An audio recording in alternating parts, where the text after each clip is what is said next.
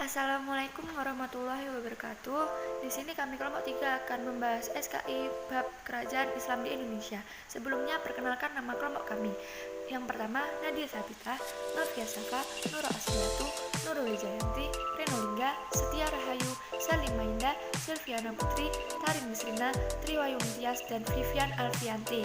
Selanjutnya materi yang akan kami bahas. Yang pertama, Kerajaan Islam di Jawa.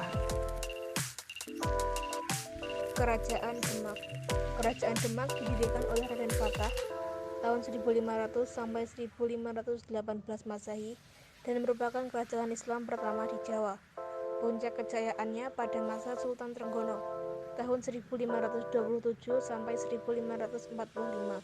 Kerajaan Demak berhasil menguasai Tuban, Malang, dan daerah sekitarnya. Pada tahun 1535, kerajaan Demak dianggap paling kuat dan terus-menerus melancarkan serangan pada kekuasaan Portugis. Pemimpinan kerajaan Islam Demak dilanjutkan oleh Sultan Rawoto. Kerajaan Pajang. Raja pertama Kerajaan Pajang yaitu Joko Tingkir, bergelar Sultan Hadiwijaya. Putra Sultan Hadiwijaya yaitu Pangeran Benawa. Pangeran Benawa ingin menguasai tetapi tidak mempunyai kemampuan untuk melawan Panggiri. Setelah Pangeran Benawa berhasil menguasai Kerajaan Pajang, dan akhirnya sejak itulah Kerajaan Pajang di bawah kekuasaan Mataram. Kerajaan Mataram. Senopati berkuasa sampai tahun 1601. Pada masa pemerintahan Sultan Agung, kontak bersenjata antara Kerajaan Islam Mataram dengan VOC mulai terjadi. Tahun 1646 Masehi digantikan oleh Amangkurat pertama. Pemberontakan diteruskan oleh Raden Kajoran 1677 Masehi dan 1678 Masehi.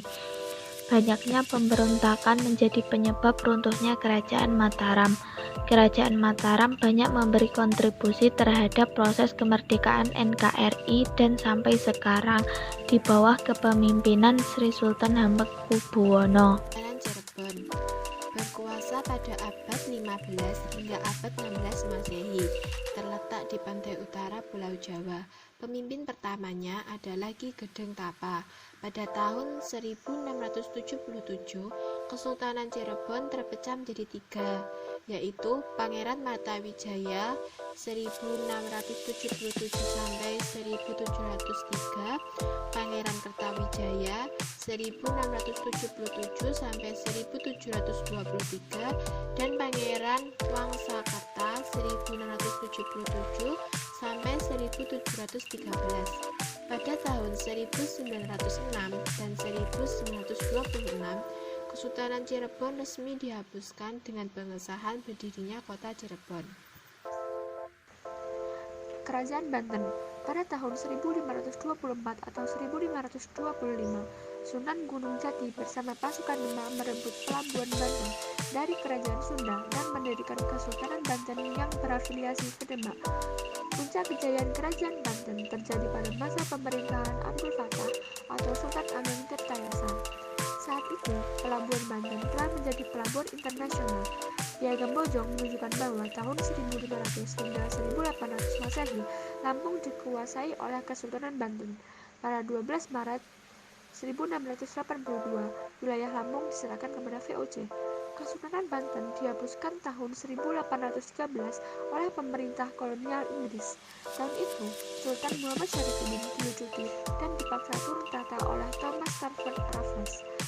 Tragedi ini menjadi klimaks dari penghancuran oleh Daendels tahun 1808. 2. Kerajaan Islam di Sumatera.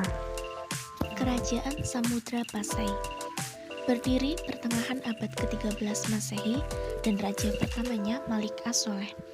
Malik As-Soleh atau Merah Silu memeluk Islam atas ajakan Syekh Ismail, seorang dai dan utusan Syarif Mekah yang datang melalui Malabar.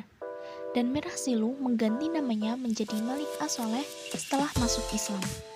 Ia memperistri putri kerajaan Perlak yang bernama Ganggang Sari.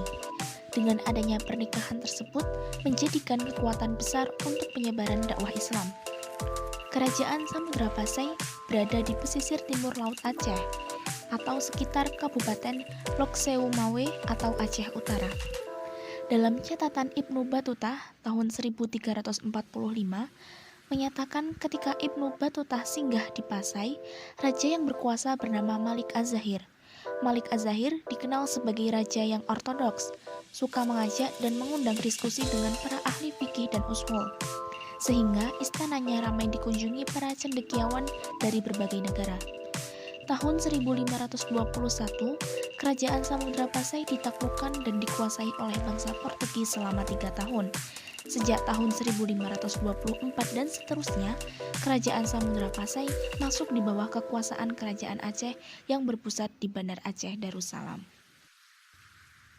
Kerajaan Aceh Darussalam berada di Kabupaten Aceh Besar dan berdiri pada abad ke-15 Masehi yang merupakan kelanjutan dari Kerajaan Lamuri oleh Muzaffar Shah tahun 1465 sampai 1497 Masehi. Raja pertamanya Ali Mughayyad Shah.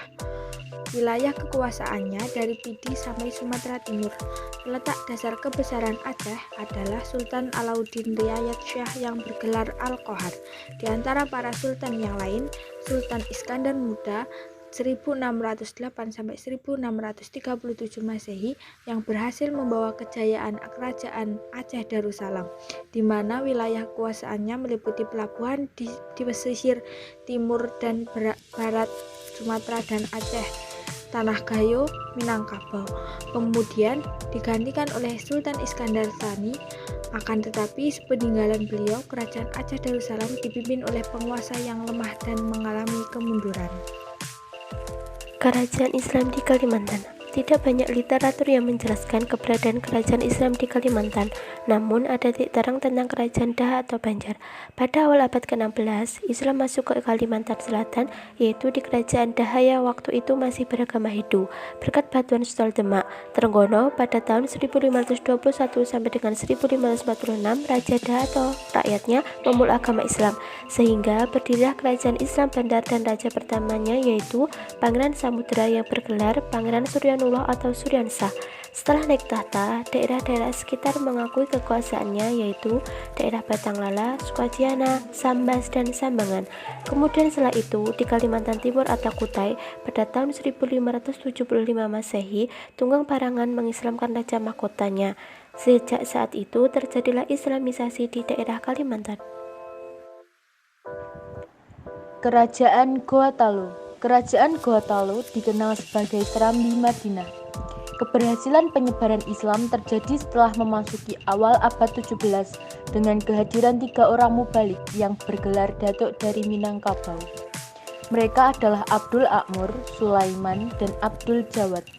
Sejak agama Islam menjadi agama resmi di Goa Talu, Raja Goa, Sultan Alauddin, makin kuat kedudukannya, sebab beliau juga diakui sebagai Amirul Mukminin, kepala agama Islam.